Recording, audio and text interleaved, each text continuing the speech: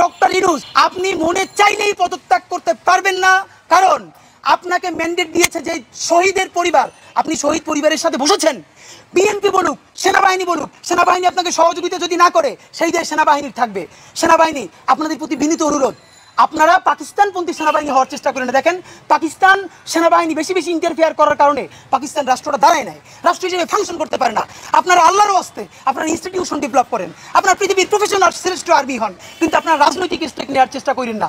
Doctor Yunus সাহেব, আপনার কোনো এখতিয়ারই নাই পদত্যাগ করার, কারণ আপনাকে বসিয়েছে 1500-র অধিক শহীদ পরিবার, আপনাকে বসিয়েছে অগণিত অন্ধ পঙ্গু জুলাই যোদ্ধারা।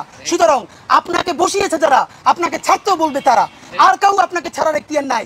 বাংলাদেশে শুধু আপনাকে গার্ডিয়ান মেনে আমরা এই পর্যন্ত রাজপথে পড়ে আছি। আপনি বিদেশ চলে যাবেন, আমরা যাব কোথায়?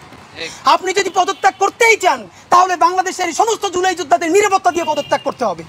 তার আগে পদত্যাগ করে আপনি যমুনা থেকে বের হইতে পারবেন না, আমরা বলে দিলাম। যদি আমাদেরকে আবারও রাজপথে দাঁড়ান লাগে, আপনি গৃহযুদ্ধ শুরু হয়ে যাবে দেশে। আপনি কি বলেন?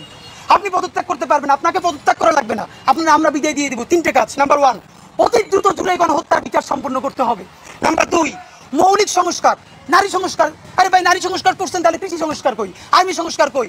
এই যেগুলো পরে করলে চলবে, এগুলো একটাও কোনো দরকার নাই। মৌলিক সংস্কার বলতে আমরা বুঝাই এমন সাংবিধানিক সংস্কার এবং নির্বাচন সংস্কার যেই মাধ্যমে সামনের নির্বাচন ফ্রি অ্যান্ড ফেয়ার হবে। বাংলাদেশে আর কেউ কোনোদিন আওয়ামী লীগ হয়ে উঠতে পারবে না, আর কোনো ব্যক্তি কোনোদিন ফ্যাসিস্ট হাসিনা হয়ে উঠতে পারবে না। এই মৌলিক সংস্কার করবেন। নাম্বার 3, ইতিহাসের সেরা ফ্রি অ্যান্ড ফেয়ার ইলেকশন দিবেন। বিএনপিকে আবার একটা কথা বলি, আপনারা যে বারবার বলেন নির্বাচন চান, আপনারা এসে সংস্কার করবেন, বলেন আপনাদের উপরে আমরা কিভাবে আস্থা রাখবো ভাই? আপনারা ক্ষমতায় না যেই অ্যাটিটিউডে, যেই ল্যাঙ্গুয়েজে কথা বলতেছেন, প্রসব করে মানুষ ভাষাই দিবেন। আপনারা ক্ষমতায় গেলে কিসের সংস্কার করবেন? নাম্বার 2, আপনি এখন যখন নির্বাচন চাইতেছেন, সেই নির্বাচনের মধ্যেও একটাবার সংস্কারের কথা বলতেছেন না, বিচারের কথা বলতেছেন না। এমনকি আওয়ামী লীগ যখন নিষিদ্ধ হলো তখন আপনারা আমাদের সাথে স্পষ্ট শাহবাগে আসতে পারেন নাই, দূর থেকে সমর্থন দিচ্ছেন। আপনি ক্ষমতায় গেলে ইচ্ছা থাকা সত্ত্বেও আপনি পারবেন না, কারণ আপনি দিল্লির কাছে বর্গা হয়ে যাবেন। ক্ষমতায় থাকতে হলে আর্মির সাথে নেগোশিয়েট করতে হবে, দিল্লির কাছে নেগোশিয়েট করতে হবে। বরং আপনি ইউনূসের হাত শক্তিশালী করেন, জামাত ইসলামী ইউনূসের হাতকে শক্তিশালী করেন। বাংলাদেশের সকল মানুষ এই 3টে কাজের কারণে, বিচার, মৌলিক সংস্কার এবং নির্বাচনের দাবিতে আপনারা ডক্টর ইউনূসের হাতকে শক্তিশালী করেন।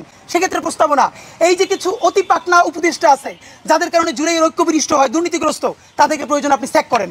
স্যাক করতে সমস্যা হলে তাদেরকে দপ্তরবিহীন করে রাখেন, খাবে আর ঘুমাবে আর ফেসবুক টিপবে, আর কোনো কাজ নাই, তাদেরকে আপনি দপ্তরবিহীন করেন।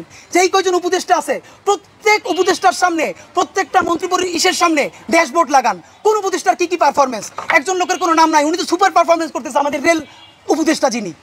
এবারে বিদ্যুৎ নিয়ে, জ্বালানি নিয়ে আমাদের সকল ঋণ প্রায় পরিশোধ হয়ে গেছে। তো ওনাদের আমরা দেখতে চাই প্রত্যেক উপদেষ্টার একটা করে ড্যাশবোর্ড থাকবে, কে বেশি ফেসবুক চালায়, কে বেশি কথা বলে, আর না কে বেশি কাজ করে, এটা জনগণ দেখতে চায়। আপনি ড্যাশবোর্ড তৈরি করেন।